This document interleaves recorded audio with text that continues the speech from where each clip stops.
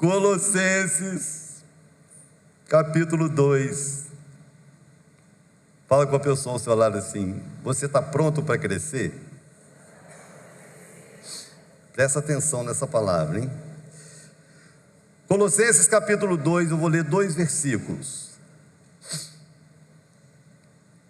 Versículo 6 e o versículo 7. Colossenses capítulo 2, versículo 6 e o versículo 7.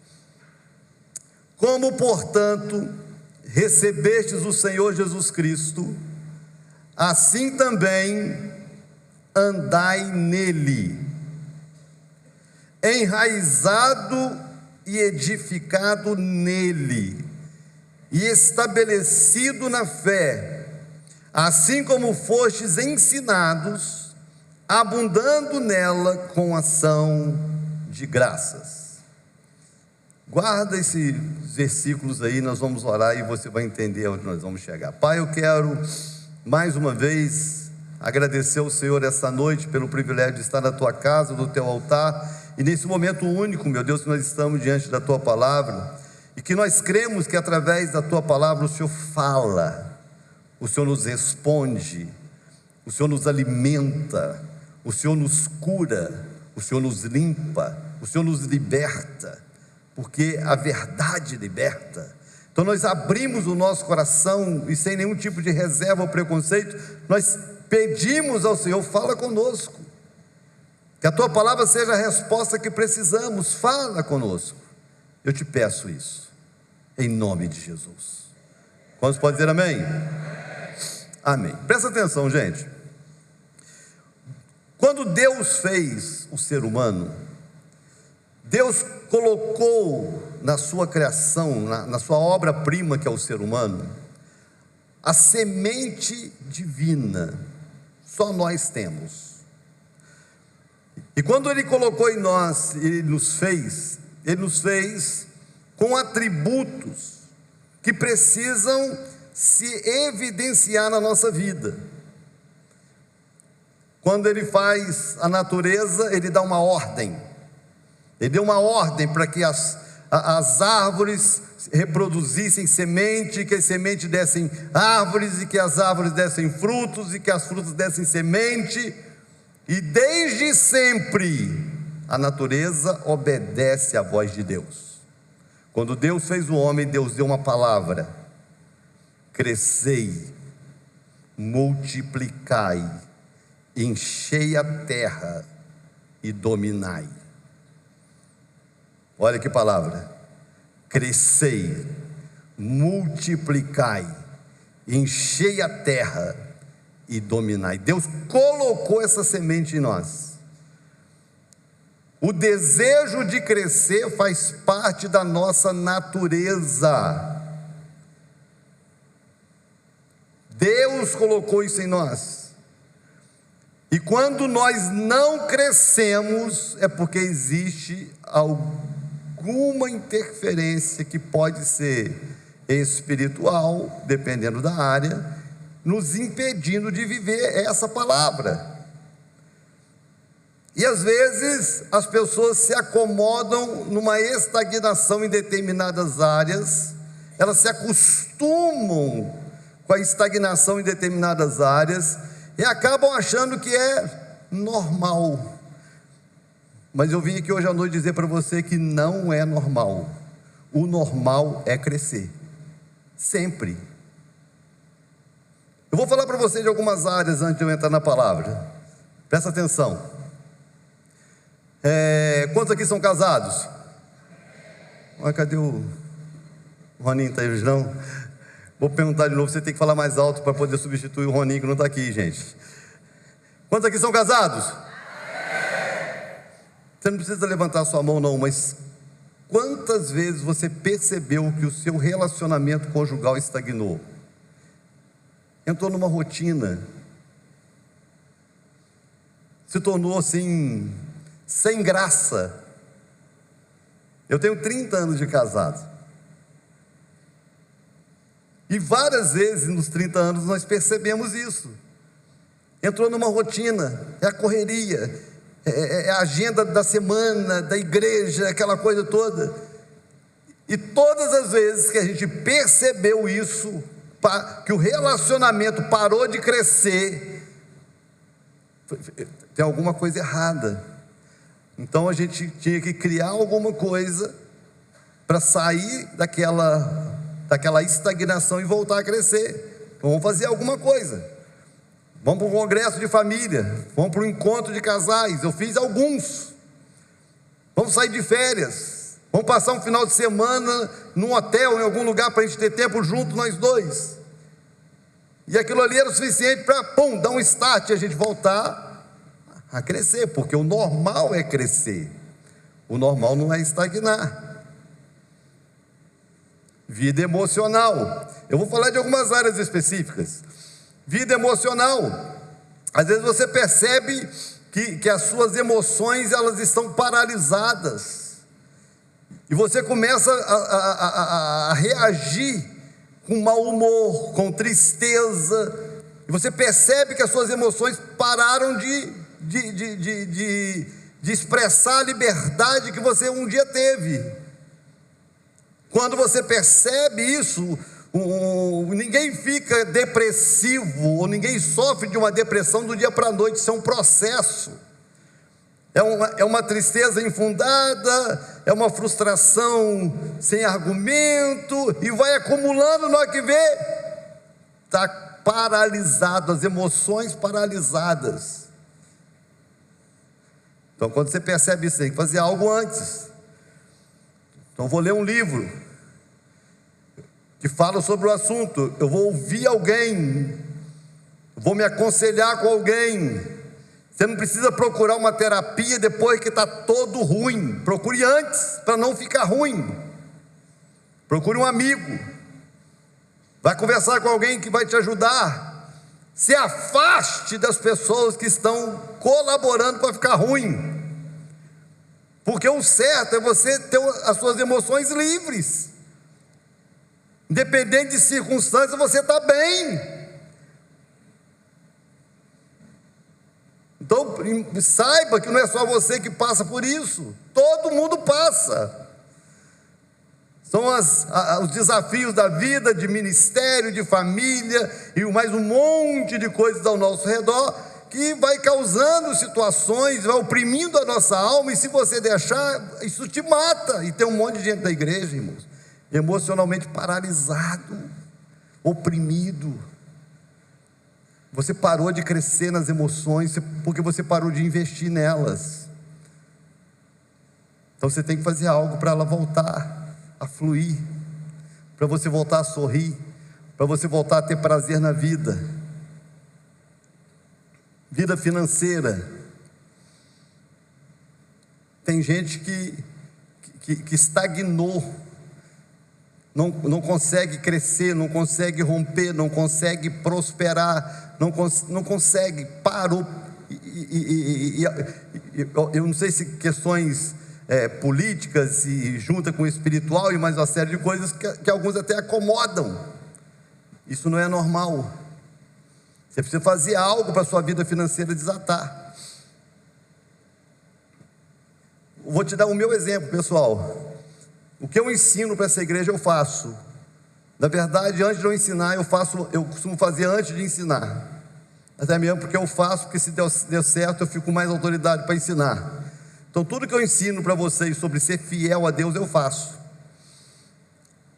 Há uns 20 anos atrás, eu coloquei um propósito no coração. Eu sempre fui um ofertante, todo culto eu dou oferta. Mas uns 20 anos eu coloquei no coração que todo culto eu sempre daria a minha melhor oferta, e seria a maior nota que eu tivesse na carteira. Sempre a maior nota que eu tivesse na carteira eu daria de oferta. E eu não tenho dificuldade com isso. Mas eu me lembro de algumas situações, a gente viajando nos Estados Unidos, a gente participava de 2, 3 cultos no final de semana, e a maior nota que eu tinha na carteira era $100. $100 não é R$100, né, irmão? $100 é R$550. Eu participava de 3 cultos. Aí na hora vinha aquela tentação, eu posso dar 20, né? Porque $20 dá R$100, mas eu tinha colocado um propósito no coração que eu ia dar a maior nota. Então nos 3 cultos eu dava os $100. Eu nunca tive dificuldade. O propósito é propósito.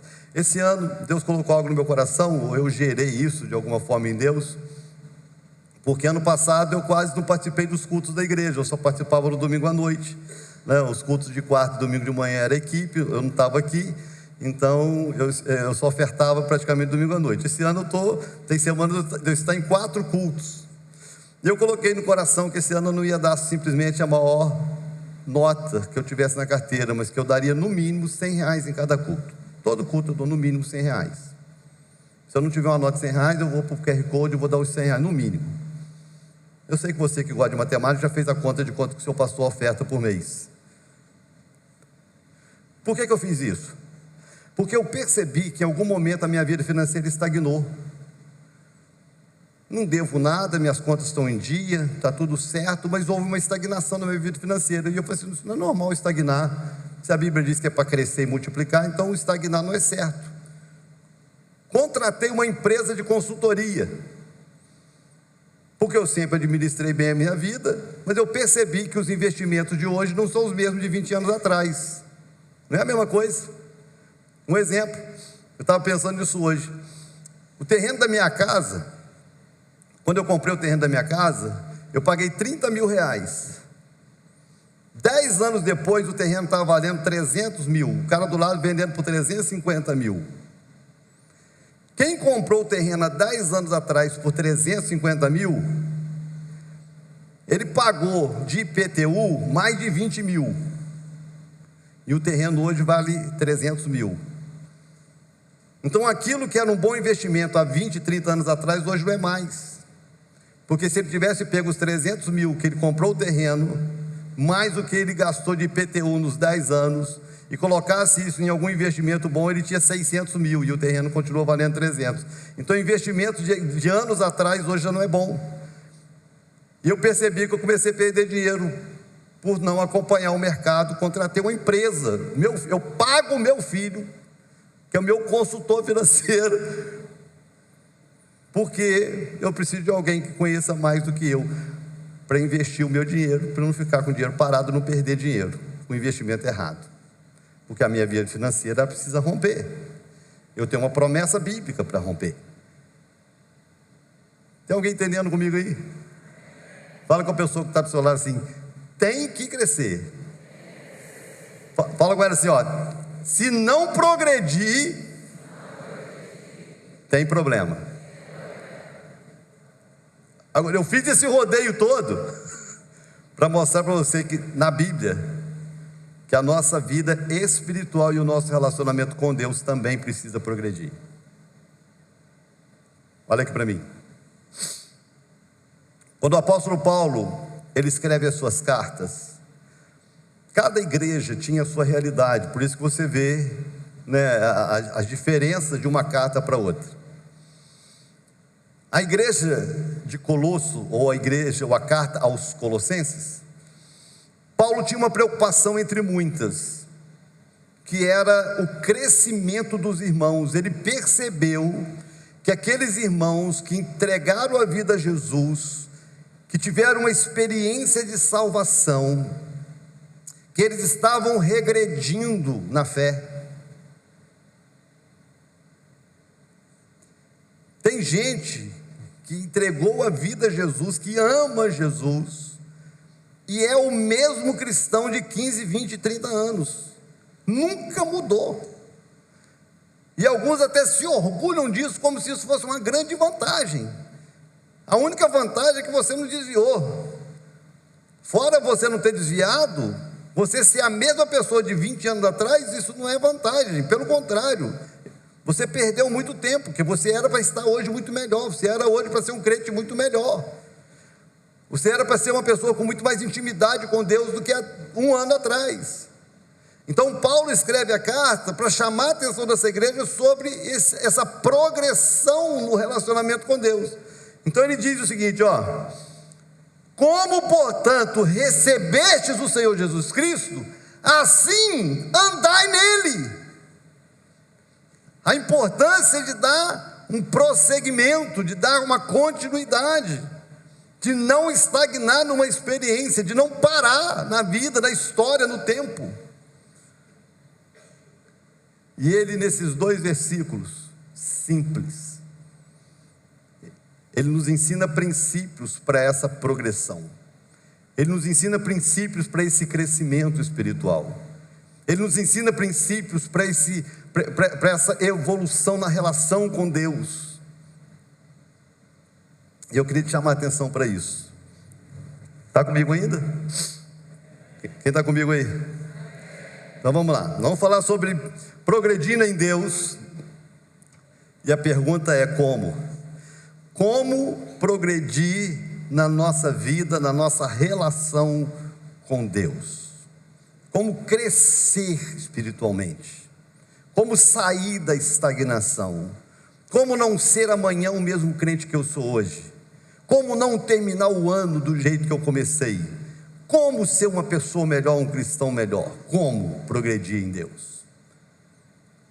Primeiro, criando raízes nele. É a primeira resposta que ele dá. Verso 7. Enraizado nele. Olha que palavra tremenda, né? Enraizado nele. Porque não tem como ter crescimento se não tiver raiz. Foi essa a explicação que Jesus deu na parábola do semeador. A semente que cai à beira do caminho, que o inimigo vai lá e come. A semente que cai num terreno com pedras, que tem pouca profundidade, até brota, mas não tem profundidade, seca. Até a semente que cai entre espinhos, que à medida que ela cresce, o espinho cresce junto e sufoca. E a semente que cai em boa terra, que cria raízes e que produz fruto a 100, 60 e 30 por 1. Criar raízes. Fala com a pessoa ao seu lado assim: criar raízes. Tudo que você ouviu aqui, de vida emocional, de vida familiar, de vida financeira, e é lógico, de vida com Deus, tudo começa ou é determinado pela raiz. Aquilo que eu construo e ninguém vê. Esse é o desafio das raízes, né? Esse é o desafio do alicerce. Quem é que já teve a experiência de construir alguma coisa, uma casa? Quem já teve essa experiência de construir alguma coisa? É um barato o tal de construção, né? É muito legal o tal da construção. A experiência de construção é muito legal, porque você vai lá, contrata um profissional, né? E tem o projeto lá da casa. Aí a pessoa fica lá trabalhando e sai dinheiro. E sai dinheiro para a brita, e sai dinheiro para o cimento, e sai dinheiro para o concreto, e sai dinheiro, e sai mais dinheiro, e sai mais dinheiro, e sai mais dinheiro. Aí você vai lá 1 mês, 2 meses, quando você chega lá não tem nada. Na alegria você vê uns ferrinhos saindo da terra assim, uns vergalhãozinhos saindo da terra assim, gente, que tristeza, meu dinheiro foi todo aqui, né? E a única coisa que eu estou vendo é ferrinhos saindo da terra. E se aquele buraco for mal feito, se aquele alicerce não for bem feito, se aquela estrutura, se aquela raiz não for bem fundamentada, a casa cai. E o problema do alicerce, o problema da raiz, é porque é aquilo que nós construímos e que ninguém vê, mas é o que sustenta tudo. Na nossa vida com Deus, da mesma forma. Na vida com Deus, gente, é a mesma forma. O que faz uma pessoa crescer em Deus é aquilo que ela constrói em Deus e que ninguém vê. É o tempo que você passa sozinho num quarto orando, que ninguém vê. É o tempo que você passa sozinho lendo a sua Bíblia todo dia, que ninguém vê. É o tempo que às vezes você acorda pela madrugada para orar, que ninguém vê. E você está criando raízes. E falar sobre isso numa geração superficial como a nossa é um grande desafio, gente. Porque as pessoas, existe hoje, eu estava falando hoje de manhã alguma coisa sobre isso, os valores da nossa sociedade hoje são valores muito superficiais, as amizades são superficiais, os casamentos são superficiais, é assim, as pessoas vivem de estética, vender sorriso em rede social e o coração com depressão, porque existe uma superficialidade na sociedade. Aí as pessoas vêm para a igreja, estão na célula, estão no culto, mas a relação com Deus é superficial. E a prova disso? Primeiro vento que bate desvia. Se contrariar, sai da igreja e vai para outra igreja. Não pode contrariar. Hoje tem uma turma de crente mimimi, irmãos, que é a maior luta de ministrar. Porque se chamar atenção, não volta aqui, pastor grosso. Nossa! Eu já falei, né, em algumas reuniões de discipulado aqui que nós tivemos, que se Jesus fosse pastor hoje, a maioria de nós não seríamos ovelha dele. A maioria de nós não seríamos ovelha de Jesus. Jesus não prestaria para ser nosso pastor. Não prestaria. Quem comigo não ajunta espada, quem não é por mim é contra mim. Era esse nível de discurso. Era esse nível. Se ele entrasse em determinados assuntos específicos, eu fico imaginando quando Jesus chamou Pedro de Satanás. Quando Jesus chegou para Pedro e falou assim: aparta-te de mim, Satanás. Ia ter gente que ia chegar para Jesus e falar assim: Jesus, não é assim. Porque nós aprendemos que a gente elogia em público, mas chama atenção no particular. Jesus não ia funcionar, porque ele chamava atenção na frente de todo mundo. Hipócritas! Não era lindinho, não, era hipócrita. Você imagina, o seu pastor chamando os outros de hipócrita, de Satanás na frente dos outros. Já pensou? Eu chegar para um pastor e falar: sai, Satanás! E os outros iam me pegar de pau e dividir a igreja, montar. Pode. Mas por que tem tanto milindro dentro da igreja? Por falta de raiz. Não se tem raízes profundas em Deus, então qualquer coisa estremece. Não sei se você tem esse tipo de experiência, mas para mim algo terrível nas relações interpessoais é você conviver com pessoas que você não pode ser você. Porque se você for você, você perde um amigo. Se você for sincero, você perde um amigo. Se você for sincero, a pessoa não vai mais à sua casa. Então você tem que ficar cheio de milindro, medindo palavras. Isso é horrível, gente. Tem gente que vive isso no casamento, de ficar rodeando, não pode falar, porque senão vai pedir divórcio. Isso é uma desgraça em qualquer relação. Isso é uma desgraça na relação com Deus. Aí tem um monte de crente que vem para a igreja só pensando em ser abençoado. Eu quero a minha bênção, eu quero a minha bênção, eu quero a minha bênção, eu quero a minha bênção. E às vezes a bênção que Deus tem para te dar é uma chicotada, uma chibatada, é colocar você no canto, esfregar você para ver se você toma jeito na vida.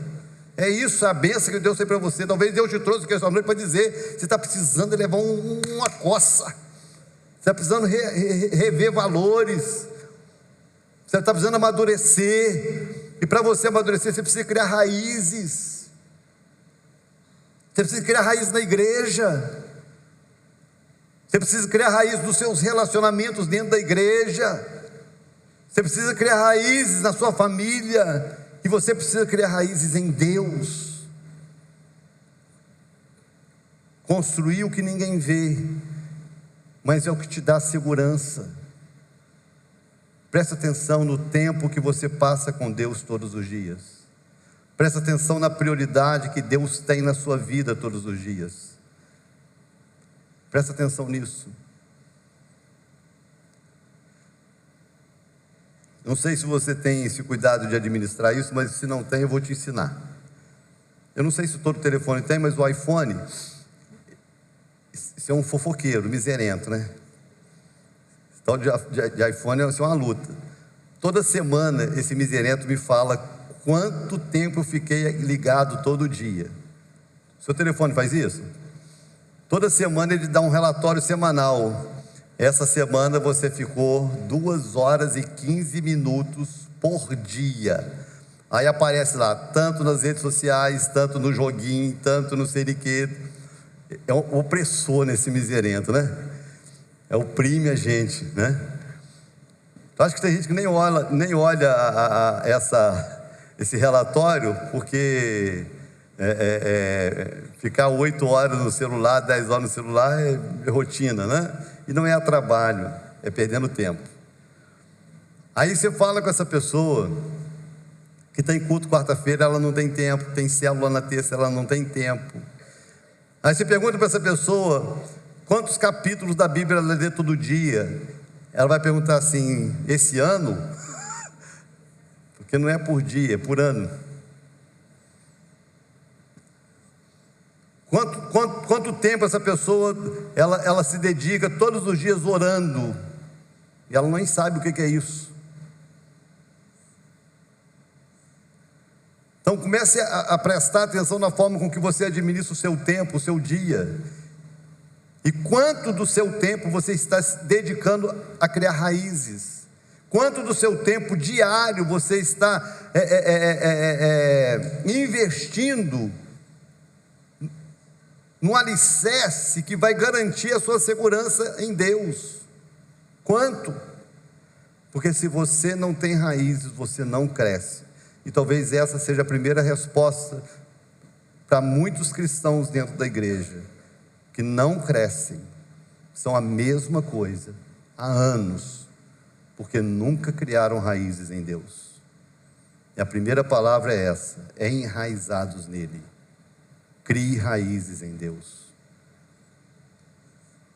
Organize o seu dia. Você não tem que começar com 2 horas de oração, não. Mas comece todos os dias. Antes de você ligar o celular, abra a sua Bíblia. Antes de você entrar numa rede social, ore. Comece o seu dia orando, comece o seu dia agradecendo. Esses dias eu falei sobre algo que eu ouvi aqui que me chamou muita atenção. Eu vi uma pessoa aparecendo na internet e ela falando sobre isso. Ela falou o seguinte: imagina se amanhã, ao acordar amanhã, você só tenha aquilo que você agradeceu ontem. Isso ficou na minha cabeça, irmão. Aí é comum eu de manhã começar a agradecer: Senhor, obrigado porque eu tenho um teto sobre a minha cabeça. Obrigado porque eu tenho uma casa. Obrigado porque eu tenho uma cama. Obrigado porque eu tenho um ar-condicionado no dia de calor e eu tenho um edredom no dia de frio. Obrigado porque eu tenho a minha esposa ao meu lado. Obrigado porque eu me assento à mesa e tem pão. Não falta alimento. Obrigado porque eu estou de pé. Eu posso andar. Estou respirando. Estou vivo. Começar o dia agradecendo, criar raízes.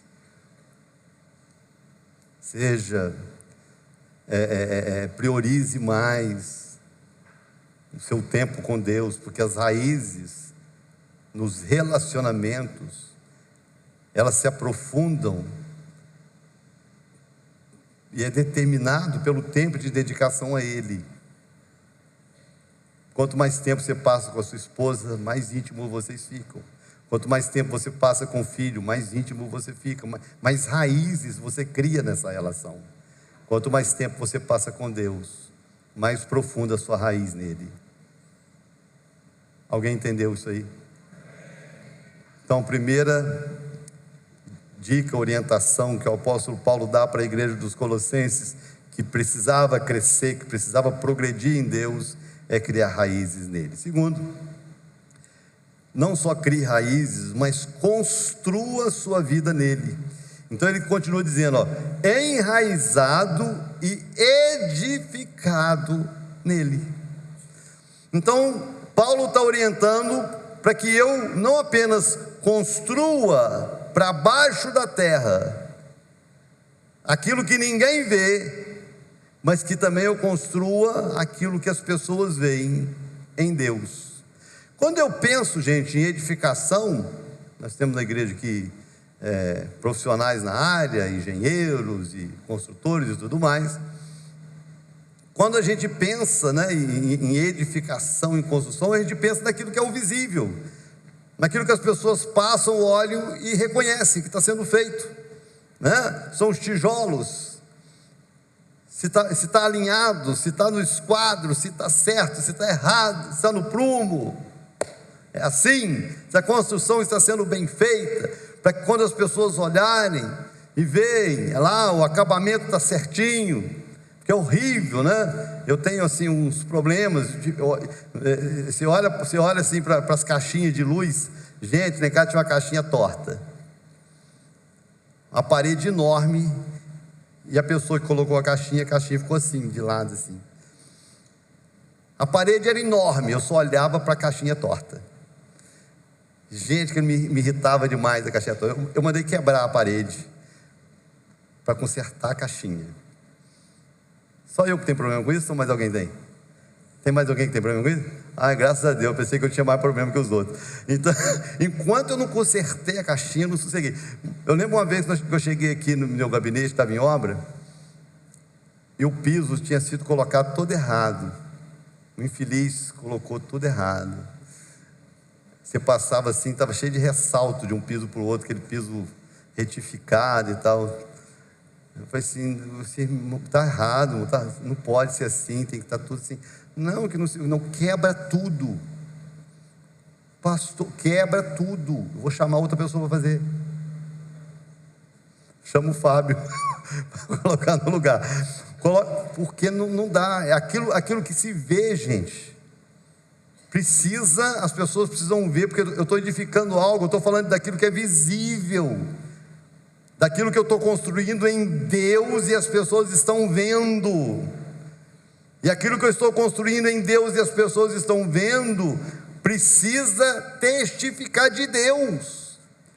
E quando eu penso numa edificação visível, assim como a invisível é a minha raiz, é o meu fundamento em Deus, o visível é o meu testemunho. O visível é o que as pessoas estão vendo. E a gente está vivendo numa sociedade onde não tem mais diferença. Não tem mais diferença. Tem um lado positivo, porque nos desafiou mais. Há 40 anos atrás, você diferenciava um cristão do não cristão pela roupa. Então, se você visse um camarada de terno xadrez, domingo, meio-dia, o sol queimando o quengo, o cara de terno xadrez, sapato social, andando no sol, o cara na beira da praia, de terno, aquele ali é crente. Se você visse uma mulher que não cortava o cabelo, que não rapava a axila, com a perna cabeluda igual um trem, aí ali é o crente. A gente diferenciava os crentes assim, né? Eu sei que eu era criança, tinha uma vizinha lá de uma igreja bem tradicional, e era assim, quando ela tirava o cabelo para lavar, que devia ser mensal, porque não devia ser fácil lavar um cabelo que batia no calcanhar dela. O cabelo batia no calcanhar, ela nunca tinha cortado o cabelo, porque se cortasse a ponta, o pastor excluía. O vestido lá no pé, o cabelo lá no pé, o cabelo da perna também lá, enrolando.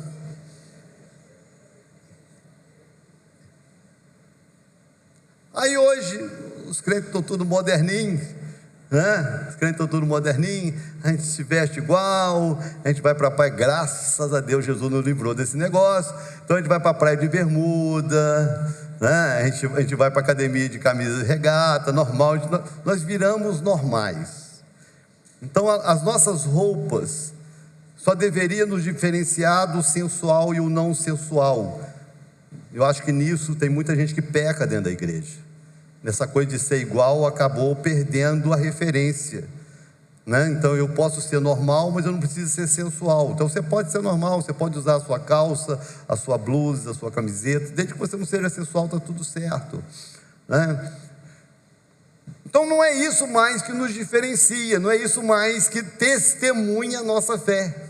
A nossa roupa não testemunha mais a nossa fé, porque é possível que você encontre uma mulher não cristã mais decente que algumas cristãs,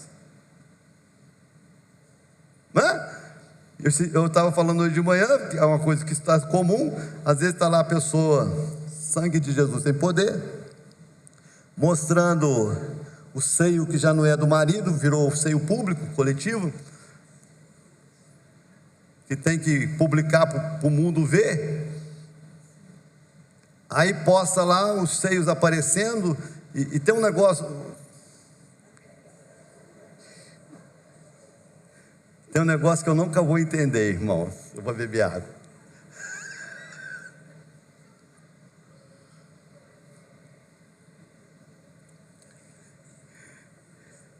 Quando você ver, você vai lembrar de mim, vai rir. Eu já vi essa cena algumas vezes na academia, irmão. É um barato, irmão. Geralmente a academia é assim, né? O homem só gosta de treinar tronco e mulher só gosta de treinar inferior, né? Então mulher só gosta de treinar perna e glúteo, né? E o homem só gosta de treinar para cima. A gente só treina o restante porque é obrigatório, porque senão a perna não consegue acompanhar a parte de cima, então a gente treina, né? Aí você vai lá, tá a menina lá treinando o braço. Então ela vai lá e treina, né? A bispa, 2 quilos. Aí quando ela termina de treinar, ela vai na frente do espelho e faz assim, ó.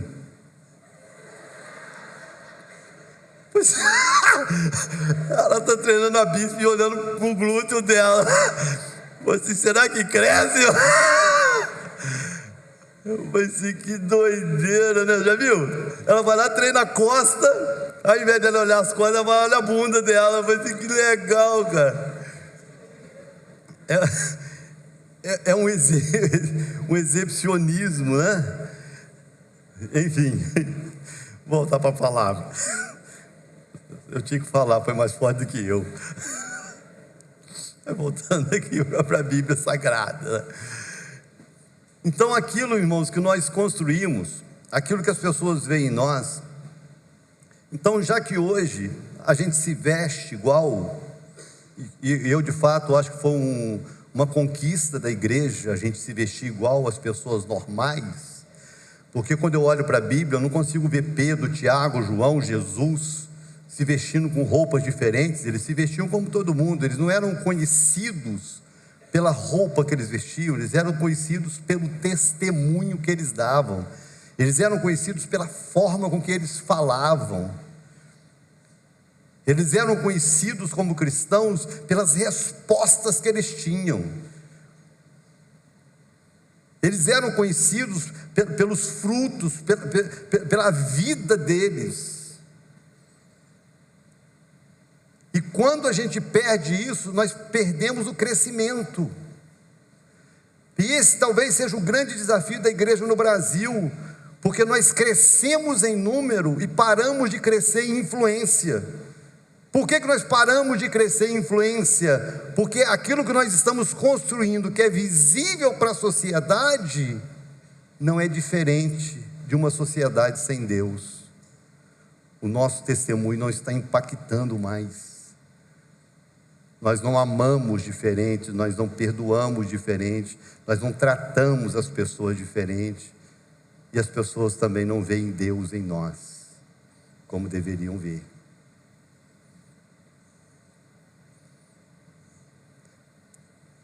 Nós precisamos rever as nossas construções, porque não é só criar raízes, não é só o tempo que eu passo com Deus escondido no quarto, mas é o quanto eu revelo Jesus quando eu saio do quarto.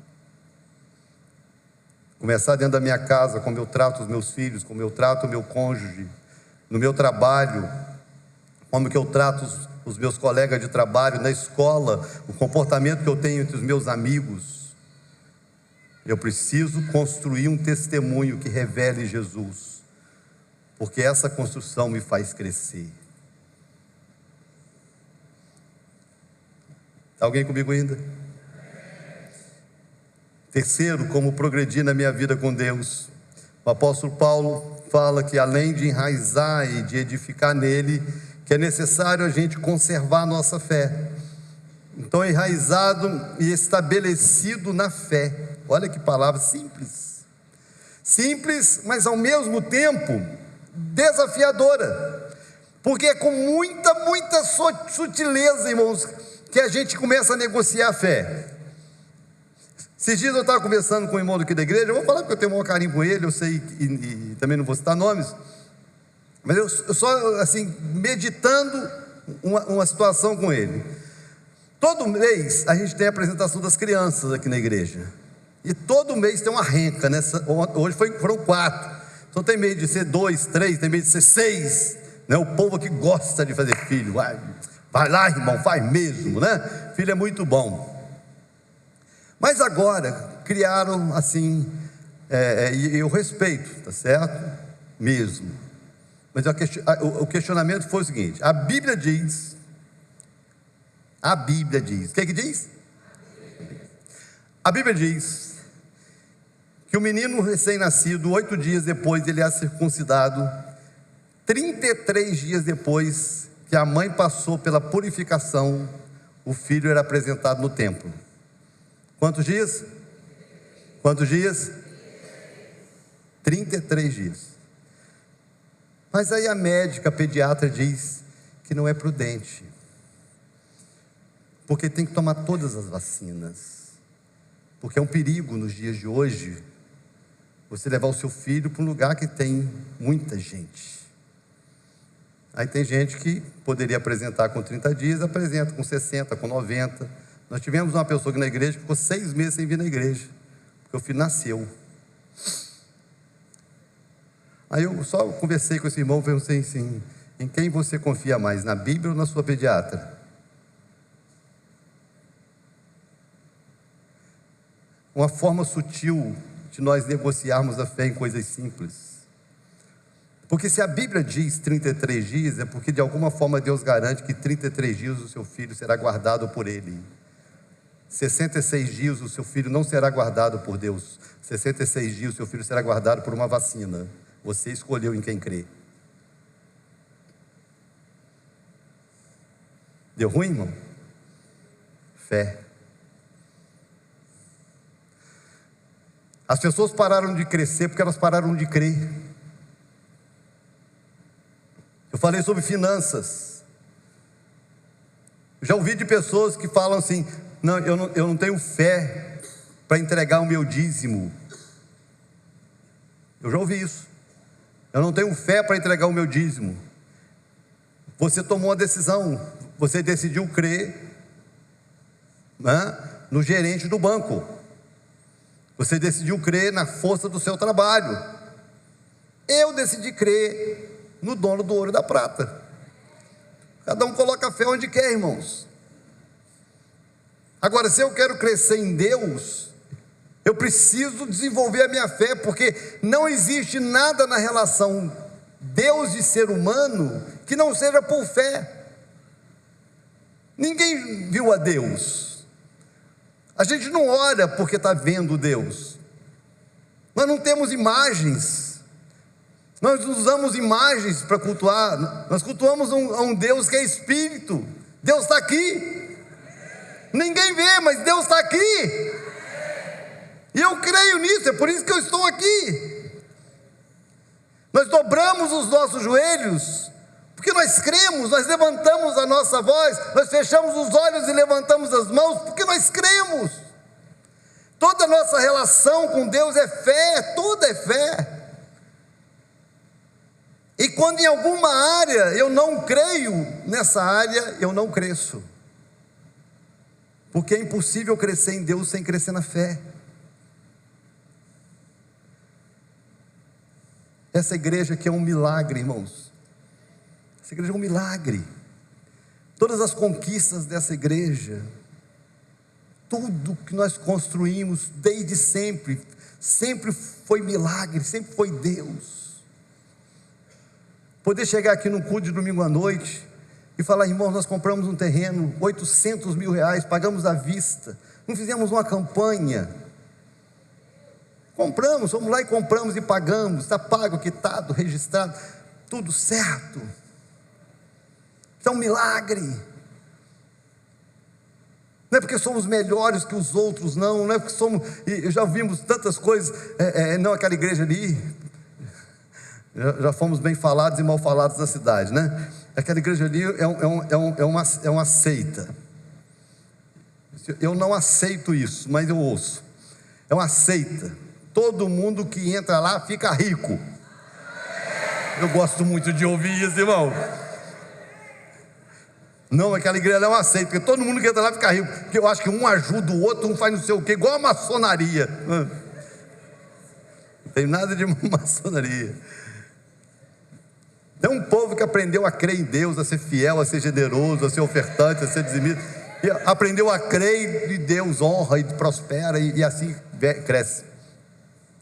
Enfim, fé. A sua vida essa noite vai sair daqui transformada. Só você crer. A sua família será transformada. Deus vai salvar a sua casa inteira. É fé. Eu preciso crescer na fé. E o que faz a gente crescer na fé? A Bíblia diz isso. A fé vem pelo ouvir a palavra. Os discípulos oraram, os discípulos pediram a Jesus: Senhor, aumenta-nos a fé. Aí Jesus responde: se você tiver fé como um grão de mostarda, um grão de mostarda, você vai pedir, vai falar para o monte sai, o monte sai. Por que uma fé como um grão de mostarda? Jesus explica: porque apesar de ser a menor das sementes, quando semeada, essa é a questão, quando semeada, produz uma hortaliça que até as aves se aninham nela. Então não é só uma semente semeada, é uma fé que foi colocada em prática, é alguém que foi desafiado a crer e decidiu crer. Você está entendendo? Então o nosso crescimento em Deus depende do crescimento da nossa fé. As pessoas não oram mais. Surge um problema, pega o celular. Surge um problema, lembra de um amigo. Passou alguma situação, bate na porta do político e pede uma ajuda.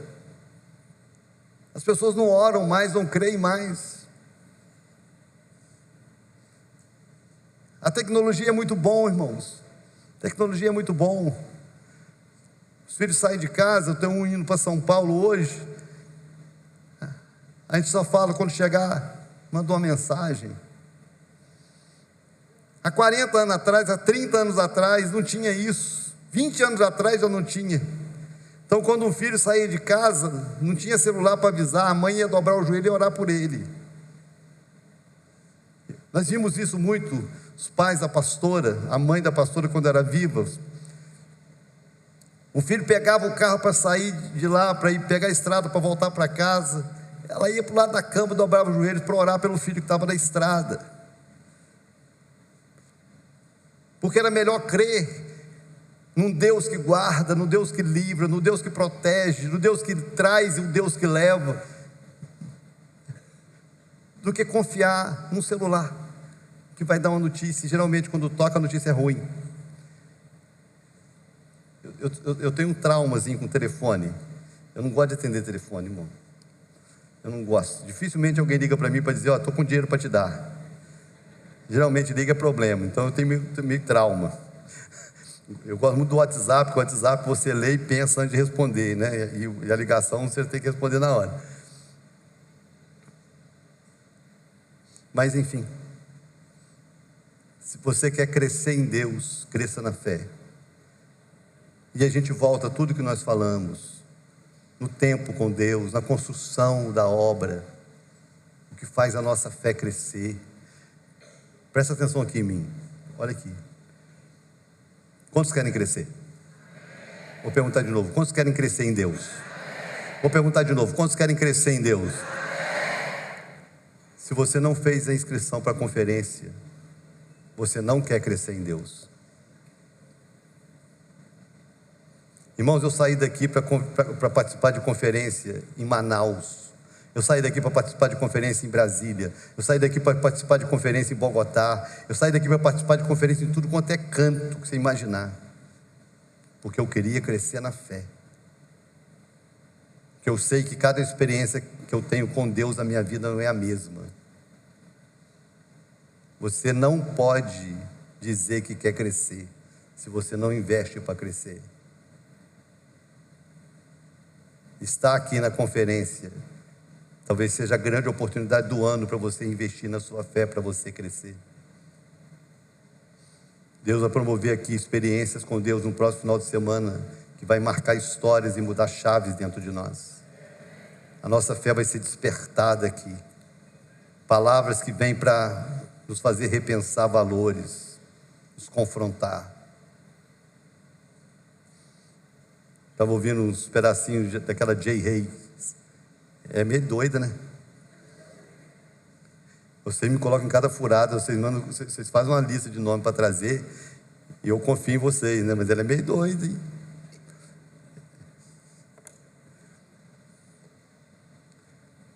Invista na sua fé. Fala com a pessoa ao seu lado, invista na sua fé. E por último, nosso tempo acabou, quase. Se você quer crescer, você quer progredir em Deus, sustente um coração grato, enraizado e edificado nele, estabelecido na fé, assim como fostes ensinados, abundando nela com ação de graças. Essa expressão, irmãos, ação de graças, gratidão. A gratidão nos faz crescer. Ninguém reclama da comida depois que agradece por ela, né? Por isso que é sábio você agradecer pelo alimento antes de comer. Então, antes de você comer o macarrão, você agradece: Senhor, obrigado porque eu tenho macarrão. Tem gente que não tem macarrão para comer.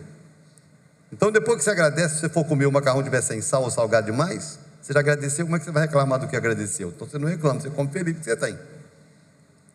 Então, coisa boa é ser grato. Irmãos, a melhor coisa do dia é começar agradecendo. Comece o seu dia agradecendo. A gratidão sustenta a nossa vida. A gratidão sustenta as relações. Eu sempre falo sobre isso aqui na igreja. Às vezes a mulher foi lá, queimou o arroz, queimou o feijão, o cara reclama: ah, você queimou hoje, hein? Ah, está grande queimado, hein?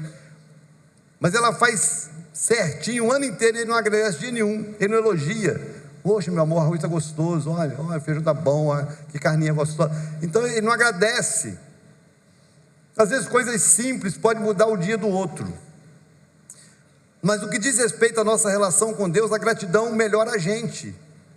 Se você agradecer e se você não agradecer, não muda Deus, gente, muda você. Ser grato muda você, ser grato faz de você uma pessoa melhor. A gente convive nos ambientes, parece que as pessoas têm obrigação de nos atender e não têm. Nós precisamos ser mais agradecidos. E na nossa relação com Deus, criar aí umas ideias, irmãos, umas doutrinas, umas orações que eu não consigo ver na Bíblia. Criar um Deus obrigado a atender o crente.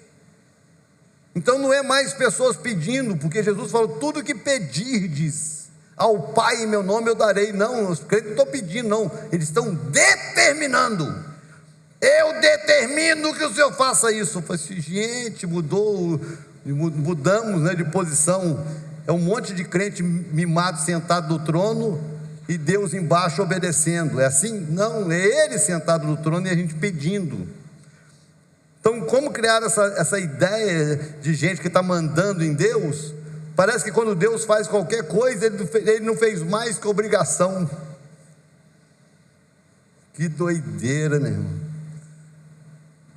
Deus não tem obrigação de nos dar nada, de fazer nada, nem o ar que nós respiramos, nada. Deus não nos deve nada. Você pode ser a melhor pessoa do planeta, você ainda é um pecador miserável que sem a graça de Deus está indo para o inferno. Não existe na relação homem e Deus, não existe mérito no homem. Deus é santo, eu sou pecador.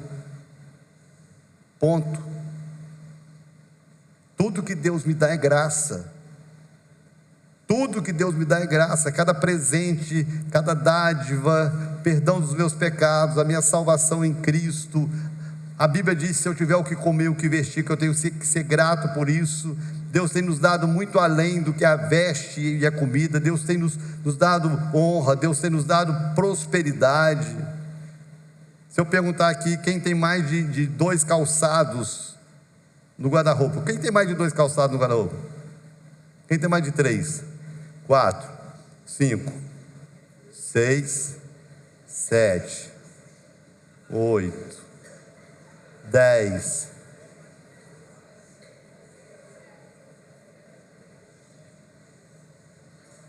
Que isso, irmão? E só tem um par de pé.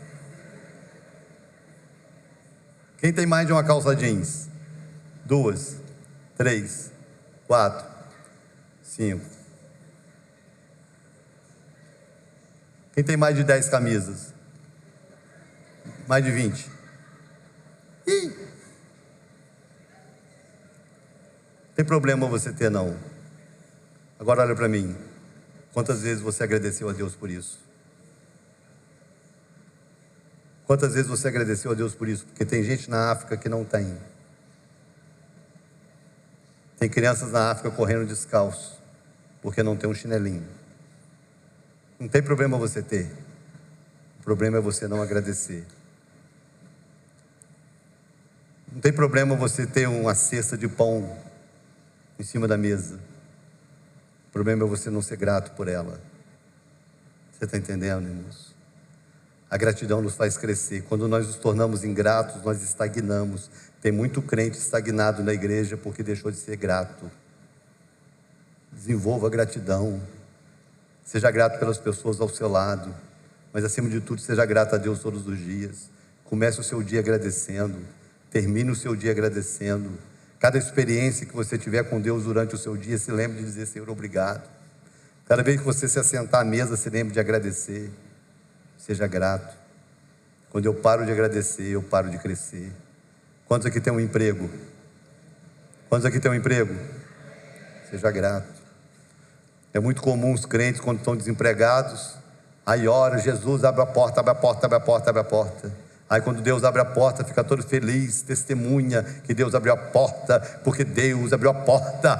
Uma porta abriu, Deus abriu a porta.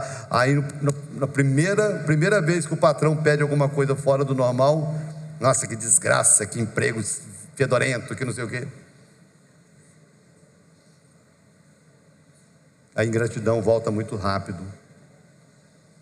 É o povo de Israel orando: Senhor, nos liberta do Egito, nos liberta do Egito, nos liberta do Egito. A Bíblia diz que Deus ouviu o clamor do povo e levantou um libertador.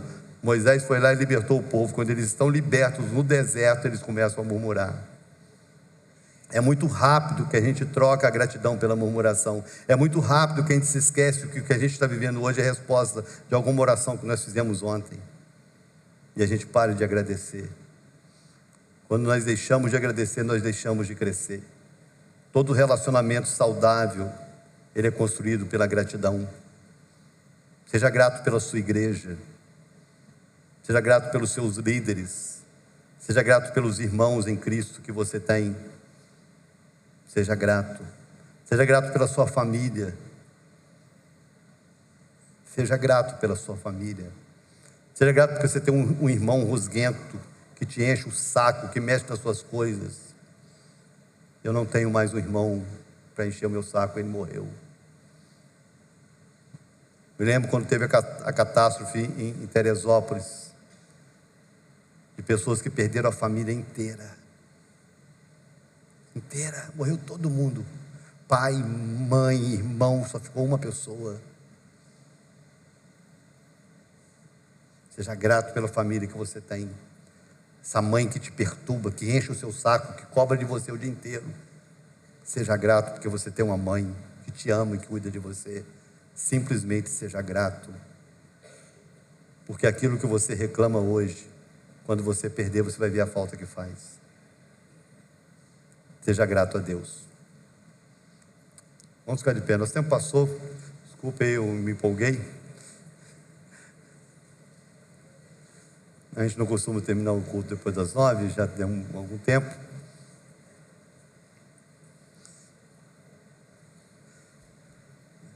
Uma palavra para nos despertar. A área que eu parei de crescer, ela precisa ser reativada. A área que eu parei de crescer, tem alguma coisa errada que precisa ser reajustada. Mas principalmente, se a minha relação com Deus estagnou, eu preciso repensar isso, voltar a crescer. Pai, eu quero te agradecer essa noite, porque o Senhor tem nos dado oportunidades únicas na nossa vida.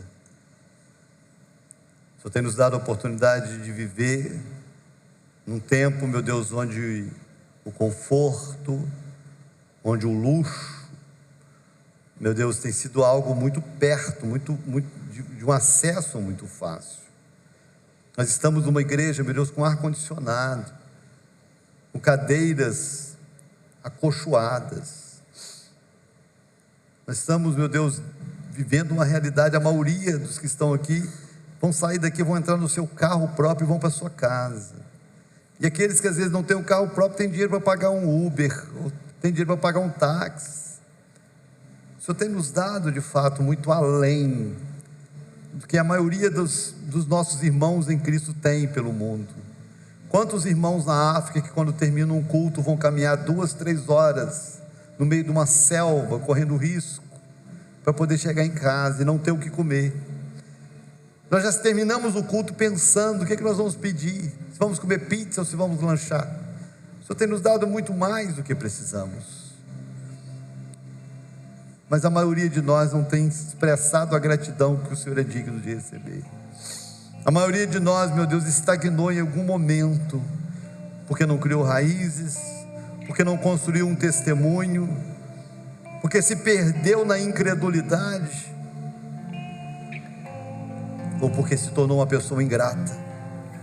Mas essa noite, meu Deus, a Tua palavra vem para nos despertar, para nos exortar, para nos chamar a atenção, para que a gente mude a resposta, porque se mudarmos a resposta, nós voltamos a crescer. Eu oro, meu Deus, para que essa igreja cresça. Eu oro, meu Deus, para que cada um dos meus irmãos sejam desatados para crescer, sejam desatados para prosperar na vida pessoal, familiar, profissional, financeira, emocional, mas acima de tudo, que os meus irmãos prosperem na vida espiritual, que eles cresçam na relação deles com o Senhor, com o Teu Espírito Santo. Que o Senhor nos faça crescer. Essa é a oração que eu faço, e com essa oração eu quero abençoar os meus irmãos, a igreja que o Senhor tem me confiado, para um tempo novo de crescimento, em nome de Jesus. Quantos podem dizer amém?